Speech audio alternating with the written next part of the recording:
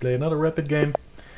Again, I have the white pieces. Seem to get a lot of white these days.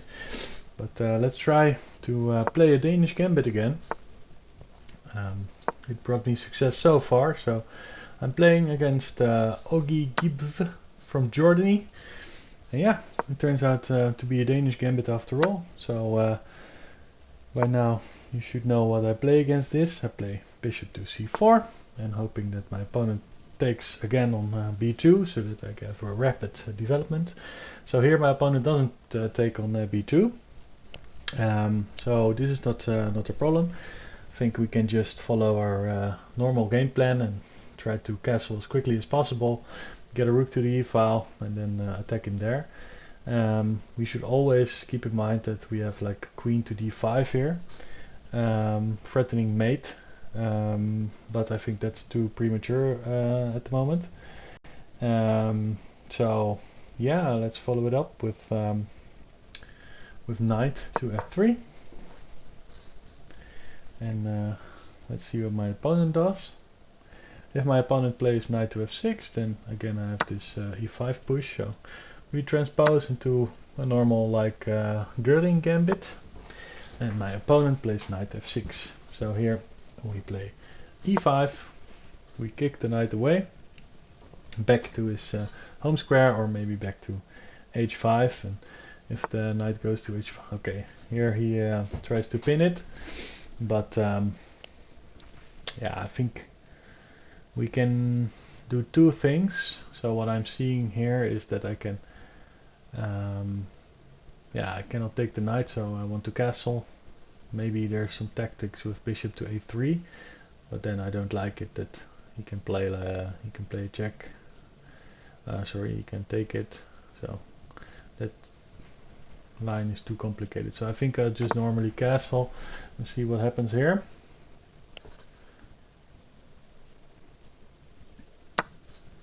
Yeah, so again this is a big mistake. So he loses a piece for nothing. He cannot take my knight, of course, because it is protected by my bishop on b2. And this is already game over, so the Danish Gambit is really a dangerous weapon at this level. The black players don't know how to deal with this. Only the bishop before line that I had earlier is a bit tricky, but I also yeah, looked up a line that I want to play against that. So yeah, this is looking good, and I cannot see a way for my opponent to develop his king side. Yeah, I guess best move would be to play something like d5, d6, maybe c6, d5, or but that's always a bit slow. So yeah, he needs to do something about this. And now it's good to note that I can also take on f7, threatening his rook and also threatening to pin him. So yeah, this is completely lost for my opponent. So he plays d5, attacking my bishop but also attacking my knight. Yeah, I think I can just pin him. Why not? So, but in that case, he can exchange his queen. No, because then he loses his queen for a rook. What do I do? Yeah, in these types of situations, don't overcomplicate things. I think there's a free rook. I can pin it. Yeah, if I pin him, then he will take my rook, and then it's check. But then he can take my knight, and then I can take his pawn. So he basically gets 8 points of material for 9 points of material that I win. So I think why not just to take this rook, and now he still cannot take here, because then I will definitely pin him, and he's not able to capture my knight with his king. So yeah, as you can see, oh no, this is not going well for my opponent. So yeah, rook e1. That's what we want to play anyway. Pin it to win it, and then it's going from bad to worse. Let's see how to do this. I can attack this piece again. Why not? But that forces him to play bishop c5. But then I can trade and play f3. He can give me a check. I can block it. Oh no, he cannot give me a check because he's pinned. So yeah, let's just keep attacking this this e4 square with all of my pieces, and sooner or later something will drop off, and I will be up so much material that it's GG's.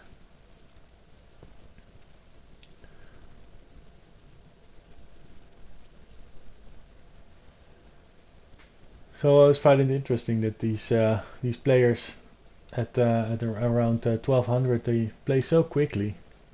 We have 10 minutes to think about what to play, and then you just blitz out the moves and you lose in like 10 seconds when you have 9 minutes left.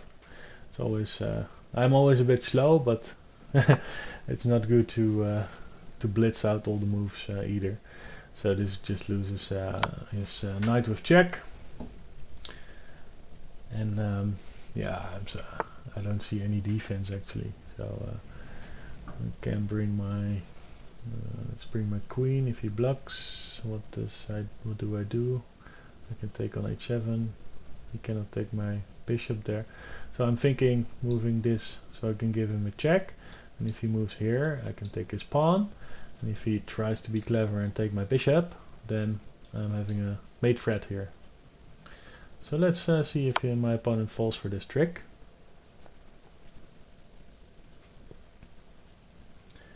So I'm hoping that he will play g6. Yes, okay. So now I will play queen takes h7, and I'm threatening mate. So I hope that he tunnel visions and wants to win my bishop there. But yeah, I'm guessing that he won't. So far so good for the Danish Gambit, and especially the Göring, the double pawn sacrifice is really good. And I noticed that Chess.com gives this the classification of a Scotch game. So that's interesting. Maybe you can also transpose from Scotch, and I think the Scotch is e4, e5, and then somewhere knight to f3 and bishop to c5 or something. Okay, so now it's just mate in one, I think. Let's see. Yeah. Okay, so that's a quick game. Yeah, it was a nice game. Again, my opponent wants a rematch, so why not? Let's play him again. It will be a bit of a longer video, but that's fine. So now I have the black pieces finally, and let's see how my opponent plays. So he plays e4, and I can try to mix it up a little, but yeah, why not? Why not play the Caro Kann? This channel is made to learn the openings, so let me stick to my Caro Kann and play d5. So I think the normal move was d4 here. Of course, nothing wrong with this, but this can transpose into to a French. Yeah, this move is not really good because this yeah, invites first of all it invites d4. So I cramp his the development of his yeah, d pawn, and also this pawn will become a little bit loose. But yeah, I had those positions once, and every pawn move has its drawbacks. So now I'm covering these central squares with my pawn. But if I move it upwards one square, then he can occupy this square with his knight because it's vacated. So I usually treat these types of positions as a French, which is advantageous to me because I haven't blocked him in the development of my light squared bishop with a move of e6. So I hope this makes sense. Therefore I want to play c5 and treat it as a normal French. So let's see what he does. If he plays d4, oh yeah, that is possible, but then here we have a normal French where we put massive pressure on the center with my knights and my pawns. So queen will come here maybe, and you have like a typical French setup where your bishop is still able to move. So I'm doing quite well, and I'm happy to see that my opponent takes more time to think. He's not blitzing out the moves anymore. So yeah, I think Now, it's always a good thing to think about ideal piece placement. So, yeah, this is a natural developing move. But in this case, if you have the opportunity to get rid of this central pawn, then it's always a good idea.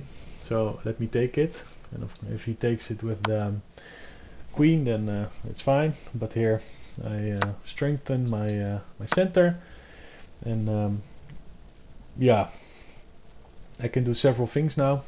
I can develop my bishop, which is fine. But since I also have I do not have the b pawn anymore, I could also develop my light square bishop to this square and prevent him from castling kingside. So I think what my opponent tries to do, I think he will go long. He will try to go long. Therefore, his yeah. Let's see where he moves his dark squared bishop. I think the only logical square would be this or the d2 square or the g5 square or the f4 square, but it's there it's biting on his own pawn, so I don't know. But if he goes long, then I've already made attack. I can bring my rook to this file, I can start pushing this pawn and then attack him on the king. So I think the safest thing to do for my opponent is just to play maybe something like knight to d2, f4, castle, put your king in the corner or something like that. And if he does that, then I can try to target this pawn. So let's not think for that long. Let's push e6. I said that I wanted to develop this knight, but since his queen also is not in his home square, this pin does nothing. So yeah, I think it makes a lot of sense to develop the bishop to this square. And especially if he moves his knight, now I can try to play this to discourage him from castling. So I cannot see anything that is wrong by playing this move. So let me play this. I'll try to hold a. Yeah, I guess he can go knight to d2 or something like that. You can also try to attack this bishop with queen to a4, but there I can play queen to c8, I think, covering both squares. And I achieved my opening goals. So what would be a good piece placement for my pieces and a plan of attack? So it all depends, of course, where he wants to castle his king. So he did play bishop to f4. That implies that he wants to go long. Yeah, so how do I do this? I think I'll need to develop my king side some. So yeah, I think a logical move would be to do this and then do this. So I put pressure on his center again and threaten to. Yeah. In any case, I need to develop my king side. So this seems like a natural square for me to develop. Yeah, here he plays. He pins my queen. He pins my knight to my queen. So it would be a good idea to move my queen now. I can also try to kick him out with h6. And that also seems like a good move, a prophylactic move, because when he moves back, I'm even considering to play. Oh no, that's not a good idea. If he goes this way, yeah, let's do that. Let's do that. I think this will be good. So okay, let me. He helps me develop my dark square bishop. And he plays queen a5. So I already spoke about this. I can play. I need to cover both my bishop and my pawn. I can play queen to c8, but I can also play queen to b6. And maybe that's even a better move, because if he wants to go long, I'm putting pressure on the b2 pawn. So I think now I can play queen to b6.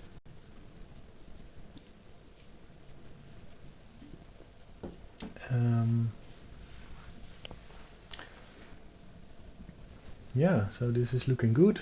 I have the two bishops against his two knights. The position is semi-open. So that's good. He does need to protect this pawn. I think he can do that by playing. Yeah. Oh, okay. He plays knight to d4. Here, yeah, he's putting pressure on this pawn. So I can. Yeah, what do I need to do about that? Let me think for a bit. So if I castle and he plays, let me think about this for a second.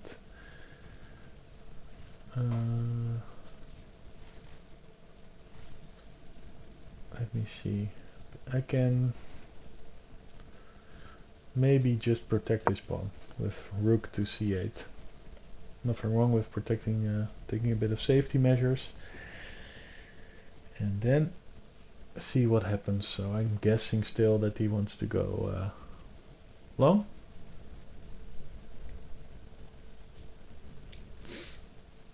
And in that case I will go short. Yeah, and he still has a problem on b2. I think it would be premature to take if he doesn't castle. Maybe I can consider taking there.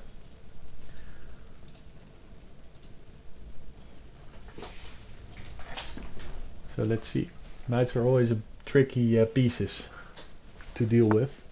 Yeah, so he defends his b2 pawn, so that also means that he cannot go long anymore. So I'm happy to see that. I'm guessing that he will in the future block this the line of scope of my bishop by moving his knight back, but now I think I can. I'm thinking about either putting more pressure on his knight here and also indirectly put pressure on the f2 square, but can also just castle.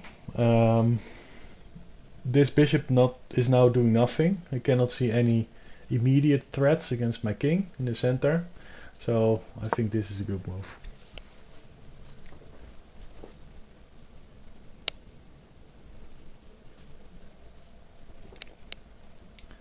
So I guess he will bring back his knight now.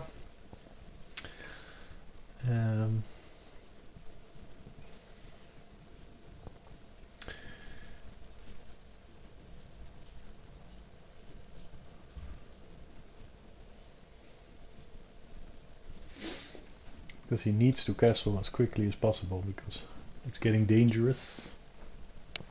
Look at my center, it's super nice and solid. So the Caro Kann has been doing really well for me. I have to keep track of my time. I have 4 minutes left, so that's not good.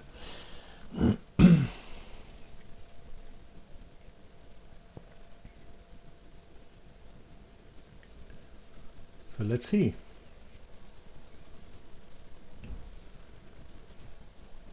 My opponent is taking a deep think.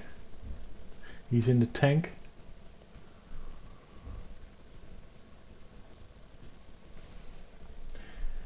Yeah, so maybe let's predict. So if he moves his knight, then what would be a good continuation for me?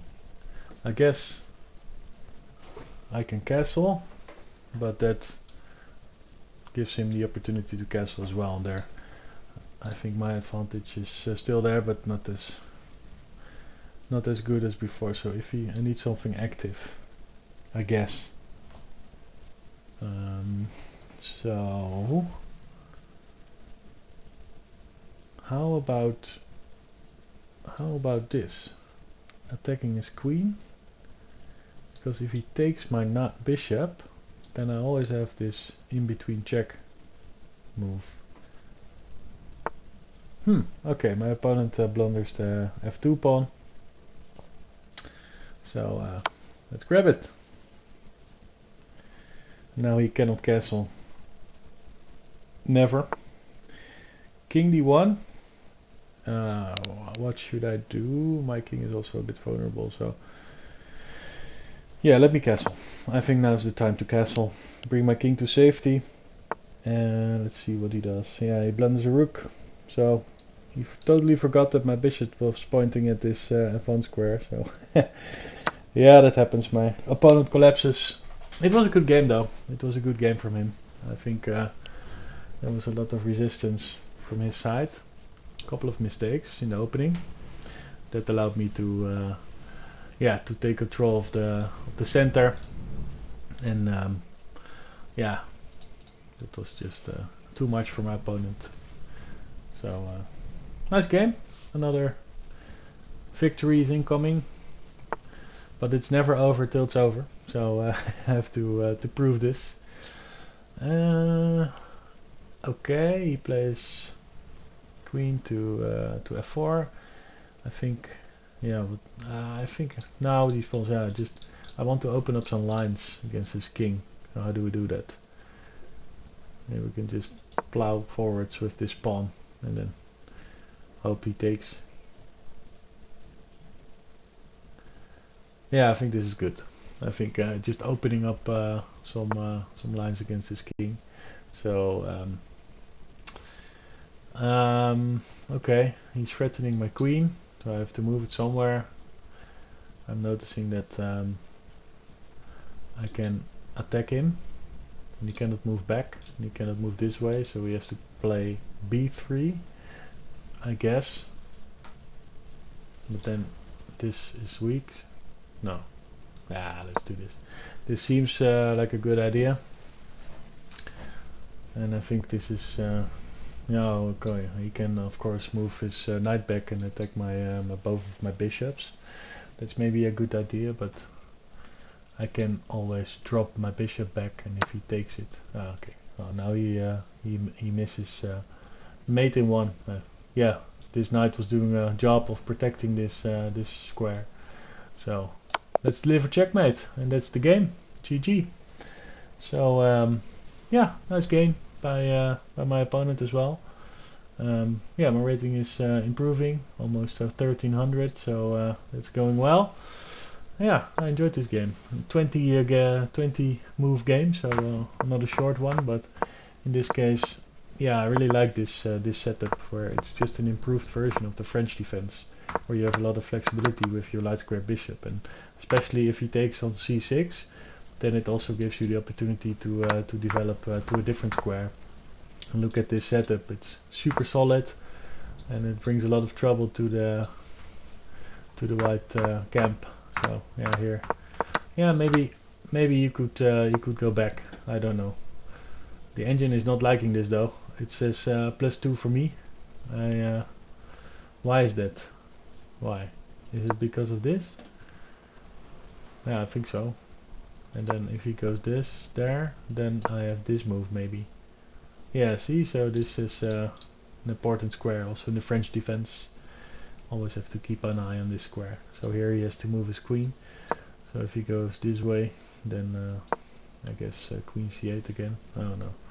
Okay, well, this was a nice game. It's I think he took, and I managed to increase the pressure.